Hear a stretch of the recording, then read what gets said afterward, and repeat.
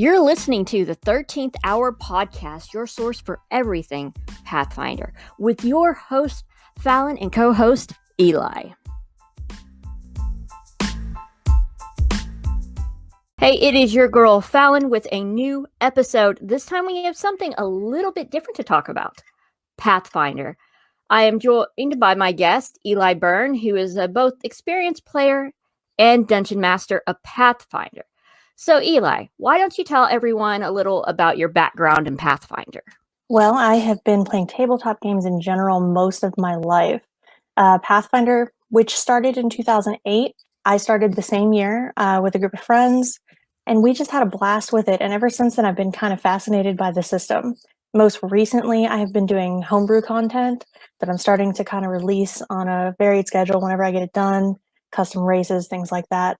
I just love Pathfinder because it's so unique and customizable compared to other tabletop systems. All right. Yeah, you had mentioned that it is a tabletop system where it can be done either online or with a group of friends at someone's house. But what do you think makes Pathfinder in comparison to Dungeons and Dragons and other tabletop games? Well, Pathfinder is kind of the bratty younger sibling of D&D. And I mean that in that it came out in 2008, like I said, as a response to a rules change that the majority of players didn't like in Dungeons and Dragons.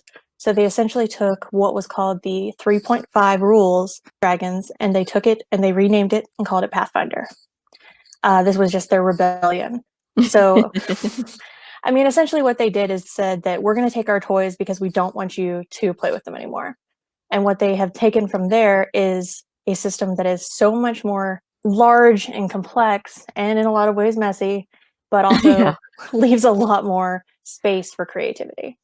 Oh yeah. I've tried to play Dungeons and Dragons as well as Pathfinder, and I know that you and the others have said it's like, because I said Pathfinder is so much more easy than Dungeons and Dragons. You're like, wait, what?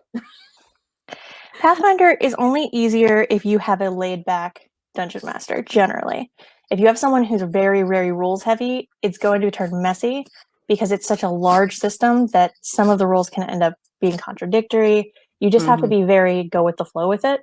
So someone who is very, very rules and very, very strict is going to prefer Dungeons and Dragons, especially edition 5, which is the most recent edition, that has very simple, very clean-cut rules. I will agree with that. When I started playing Dungeons and Dragons, after playing with y'all for so long in Pathfinder, it was kind of like confusing. It's like, wait, where's the customizable stuff? It's a really good point. Like one of the most succinct points about it is that Dungeons and Dragons now has it's between 8 and 10 classes that you can choose from now.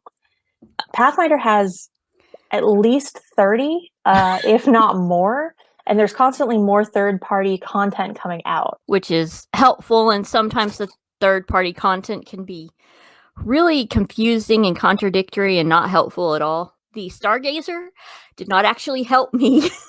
Yeah, that is a thing that Pathfinder does, is that you have these options of prestige classes to kind of change the later part of the game, especially for more experienced players. But you have to be careful because you may get into something that you realize is not suited to your play style or is not something that really meshes with what it is you were trying to do originally. It's easy to get into trouble. Oh yeah, I completely regret doing that one. It's like I should have just gone straight sorcerer or just kept the rogue/sorcerer because that was fun. A rogue sorcerer is definitely a fun, if you can get it to do it right. But then again, coupling the rogue with a different class is always fun because the rogue is a lot of fun in the early levels, but once you get into above 10, they fall behind the rest of the party as far as damage and abilities go. So if you can spice up the later levels on a rogue with something else, then they become a lot more fun. Oh yeah, like say a rogue fighter. A rogue fighter, or coupled with magic, like there's an arcane archer, which is a really good one to couple it with. Anything that can give it a little bit of spice. I'll agree with that 100%. There's so many classes out there. Like you said, there's like over 30, I believe. At least 30. So there is so much you can customize. You can take a little bit here, a little bit there, the best of each. Absolutely. Another thing that just going to throw out there, Pathfinder is superior than D&D all of Pathfinder's content is available for free online. Mhm. You can buy hard copies of the books, but all of it is available for free online, no charge, Oh, which I yeah. think is spectacular because you can sink a small fortune into getting Dungeons and Dragons rule books and still not have even approaching all of the rule books. So having all that content easily searchable and for free online is spectacular. Oh, yeah. And like I was about to bring up about the cost of it, like it doesn't actually cost you anything. And I know some people say, what about the dice? Well, we found a way around that. There's always the free online dice rollers, and I like the Yes. bot we use for Discord, Yes. Dice Delta. It works yeah. very well, and it's the one that I found that doesn't bug out as much as some of the others. Mhm. But I also have a box full of physical dice that I bring out just to work on because I work on custom systems and things like that. It's nice to have them. Essentially, they're just shiny math rocks. They're just pretty.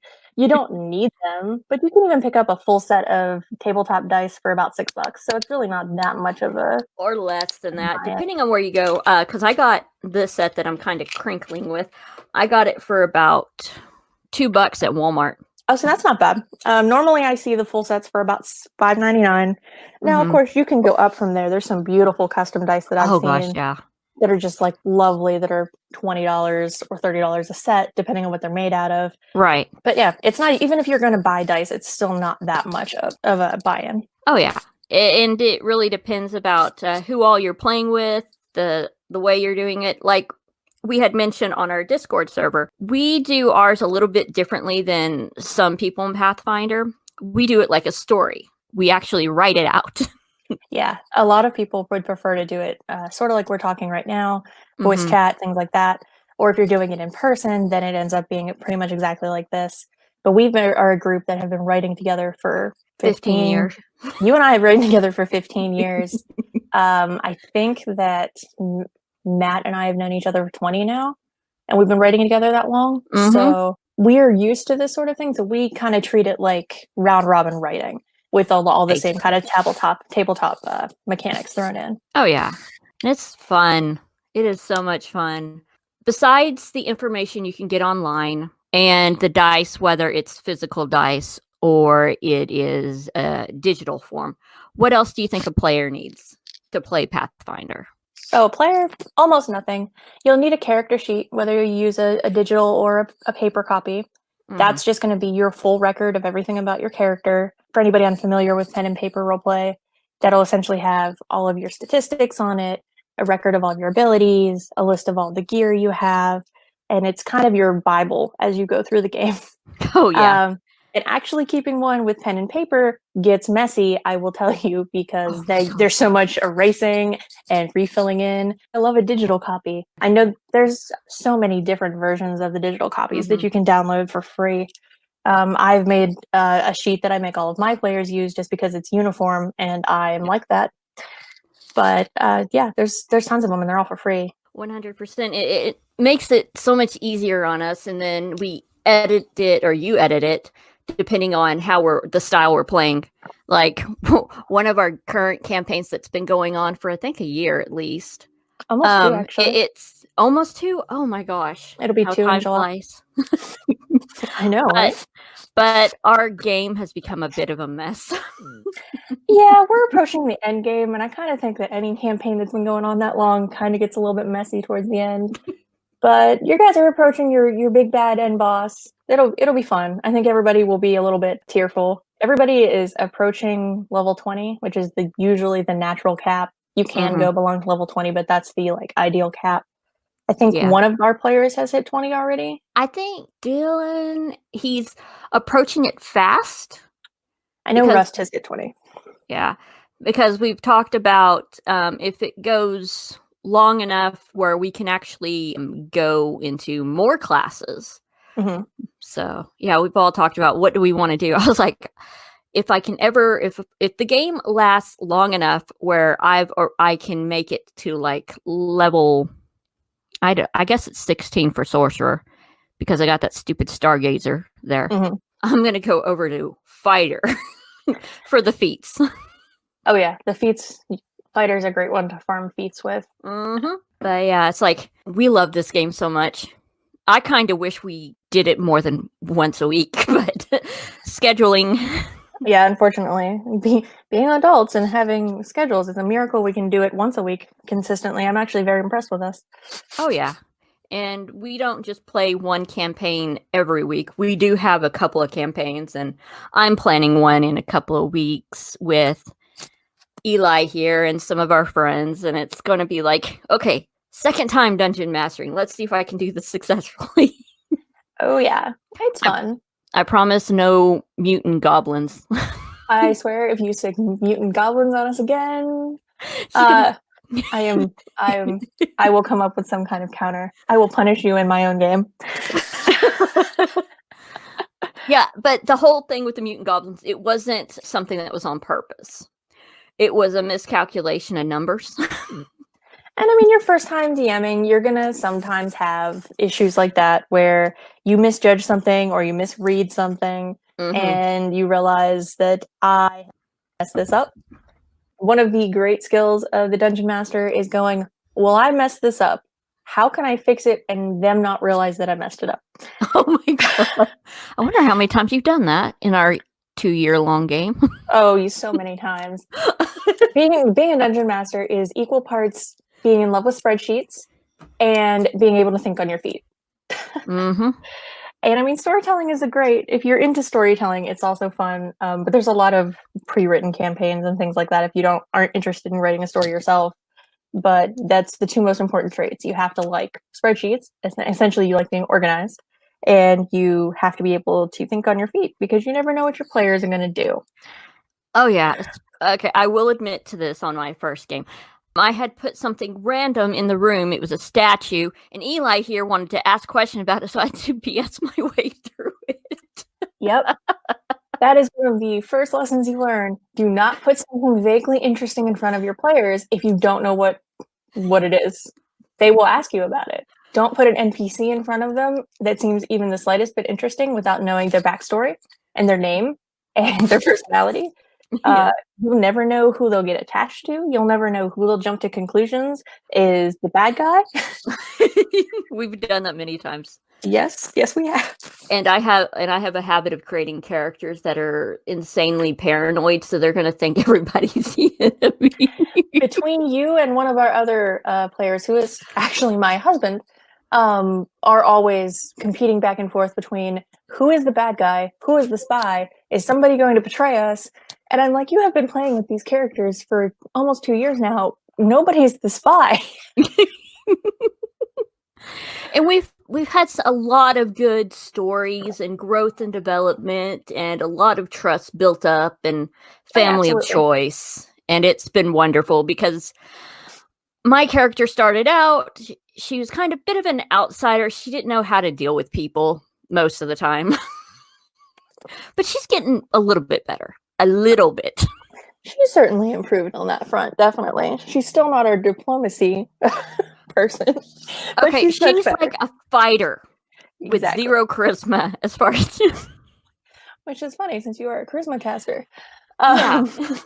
But like diplomacy doesn't really fit with her character, and she understands some people are better at it, so she has this instinct to send the diplomacy people out to do that, and it's actually done really well for us. Yeah, that's absolutely that's a good thing to know in your party, your strengths and your weaknesses. And that's a great thing about playing as a party in any pen and paper game, is having this party with a bunch of different abilities and disabilities. So you not being super into being our diplomat is fine because we have other players that are great at that. That's pretty much the core of their character is that they're good at talking. Oh yeah. And that's one thing you'll have to do if you play Pathfinders, you need to know your characters really well. Yes. And it's okay if you start out not knowing them 110%. Piece of advice I heard once, well, it was advice, knowledge, whatever you want to put it as, that your first tabletop character, whether it's Pathfinder or something else, is you. Just don't fight it. They're going to be you. They're going to be you in a magical setting with a wand or a sword or whatever, but it's still going to be you. And that's fine because essentially it's improv. And improving as someone else, unless you have experience, is you're improvising as yourself. There's no way around it. Only later, once you get more experience, can you try to reach out and play characters that are more different than you are and things like that. I won't argue with that. And that could go for not just tabletop games. That could also go for RPGing in general. That character is you to start with. Yeah, pretty much. I can agree with that. Because I think the first Pathfinder character I created, she wasn't so much me. I was really interested in the concept of blacksmith with a Captain America shield. I have since done research on this, by the way. There are ways to pull this off that are much more effective than what we tried previously. So if you ever want to revisit it. Okay, yeah, I'm probably going to want to revisit that, but no magic. Just do pure fighter with Captain America shield or whatever way will work best. Oh, yeah, there's feats that would help. Oh, yeah. Okay, yeah. We're definitely going to have to get with that on a future story we do. Because we have a bunch of one-shots. Yeah, sometimes, especially with longer campaigns, you need a palate cleanser. You need to do something that's not so serious. So we have a ridiculous side crew of people that are a hot mess. Yes, 100%. That's why, like, that one series of one-shots we do, I have a life oracle, which is our healer, who's got a broken knee, which is her curse. And the entire crew is ridiculous. I love them. They are just such a mess. It's hilarious. It is. I love it. And I think that's good that we, from time to time, we go over there whenever we need to kind of get away from things. Yes. Oh, gosh. Okay, so you had discussed about dungeon masters need this. In the most simplest way you could say it, what is a dungeon master or game master? They're the storyteller. Yeah. And you did say you need to have a love for telling stories about the character sheets and stuff like that. Yeah, essentially, you are there to tell the story that everyone else is participating in. And that can take a whole lot of different forms. If someone who doesn't feel comfortable completely winging it, there are modules that you can play out of that essentially are the story for you. They walk you through things. But in general, I prefer to do my own homebrew stories. I just honestly find them easier than trying to follow a module. And that way it's easier for me to improv if I have to respond to things. But yeah, in general, you're just the storyteller. You're the one here who's guiding the characters along. Think of yourself kind of like the narrator who pops up in the story, who says, and now they walked into this cave, and oh no, there's a troll. What are they going to do now? In the simplest terms. True. And you also have to take into consideration about all the characters in your campaign, their strengths, their weaknesses, because you can't put a group of level 1 characters up against a mythic enemy. Oh no, it definitely takes, that's kind of the number crunching organization end of things. And that can be a little tricky as a DM, figuring out even a group of level 1 characters, even a group of 4 level 1 characters, they're not going to necessarily have the same ability to fight something as a different group of level 1 characters. It's going to have a lot of factors. It's going to be how comfortable are these players with this class? If it's a brand new class, they may not really know what they're doing. Things like that. They may not work well as a team yet, especially if it's a group that hasn't played together before. So the DM part of it is just evaluating these characters and their abilities, and also understanding where you may have overestimated their abilities and pulling back on things a little bit. Or maybe you underestimated it and you want it to be fun, so, bump the difficulty up a little bit. That's part of the behind the scenes thing of it. You're kind of the puppet master. You're trying to adjust things so that you always want your players to feel like they survived by the skin of their teeth, but they're the heroes. You never want them to feel like they killed the thing too fast and it was too easy, because that's boring. And you don't want to make them upset and unhappy because they've lost, or they're always losing, or they're always getting beaten down. It's true, because I've experienced that couple of weeks. Because it's like, because there was one enemy that was immune to all fort save spells, and all I was using was fort save spells. And that's part of having a balanced party. Is sometimes you're going to come up against something that you feel like, well, literally nothing I can do will affect this. we have that problem sometimes with our rogue. We'll come up against something that's immune to her flanking abilities or her like extra damage abilities, and she's like, I do almost no damage without all of these bonuses, and she gets really like in her own head about it. But you just have to be able to rely on the other people in your party to pick up the slack when that happens, because it's going to happen, especially later in the game when you're coming up against things that have like huge lists of immunities and resistances, and your party is just kind of staring at it going, okay, well, what will work at all? But that by that point in time, you should have a pretty solid guess and feel for how your party can deal with things and what they're able to work around and things like that. In the early days, you just kind of want to be gentle and nudging them into things. True. And slowly get harder and harder. Yeah, difficulty spikes, they can be fun, but never to the point where it's constant. And there's something that I've seen a lot is that a lot of people play these games as if the dungeon master is on a different team, like they're competing against the party, and that's not true. You shouldn't be playing that way, because no one's going to have fun, because you're going to be upset when you lose as the dungeon master, and your party is going to get frustrated when they are constantly losing or they feel like they're losing. You should be there to be helping everyone have a good time, not trying to beat them. Oh yeah, I 100% agree. I think it's just, and it might be I'm so used to playing with you because I think you're the only one I've done any campaigns with as far as having a dungeon master. So I never had to deal with the whole that the dungeon master is supposed to be on the other side because we're all telling a story. Yes. And I mean, I like to think that in a lot of ways, I have always kind of been the dungeon master in other sorts of games we've played. But that's why I like it so much in various tabletop games. It's just something I enjoy doing. I like building games. That's why I build games in my own free time too. I'm actually working on my own pen and paper tabletop system right now. It's nearly to the playtest stage. Woot. Is that? Oh, that's the second one you had mentioned before, because I've looked over one of them. Yes, that is a module that I'm building that's actually going to be work with within the tabletop system. What I'm working on now is a completely original dice-based system.